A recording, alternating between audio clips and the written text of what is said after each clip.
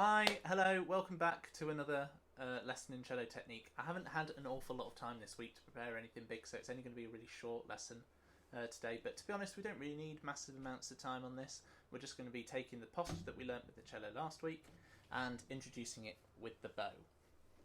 So when we're holding the bow, we need to make sure that our shoulder stays nice and relaxed, nice and dropped, and that our elbow sinks down, because this is where all the weight that we're going to put into the string is going to come from. We're not forcing down, so we're not using the shoulder and the bicep to push down. We're using the actual weight of the arm to pull the bow into the string. So then the arm drops down to elbow, which is nice and relaxed down, and then comes up through the forearm to the wrist. Now the wrist is going to be slightly elevated so that we get that control and the wrist can lead the bow movements. So then that should look like that. You have variances. Some people have their arms out a little bit further. I tend to stick to this, but I'm trying to widen where my elbow goes when I play.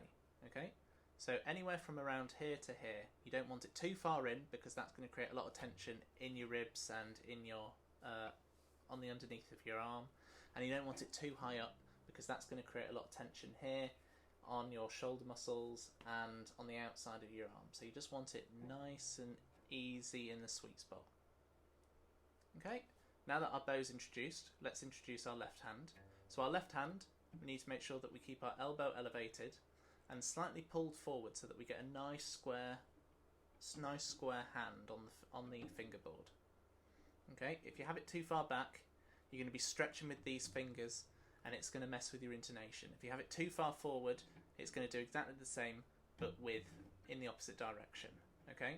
If you keep your hand nice and square, it means that you can work all the way up the bow without having to move your shoulder and move yourself around the cello. Okay?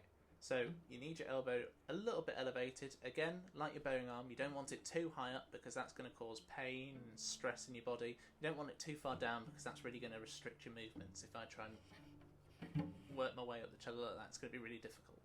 So if you keep it elevated, then it's going to support all the way through your forearm into the wrist so that you can get up into the high register of the cello.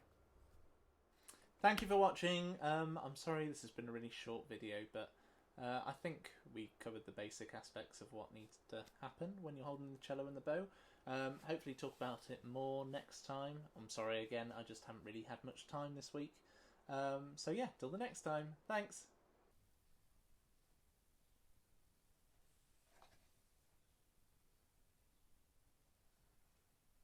Practice!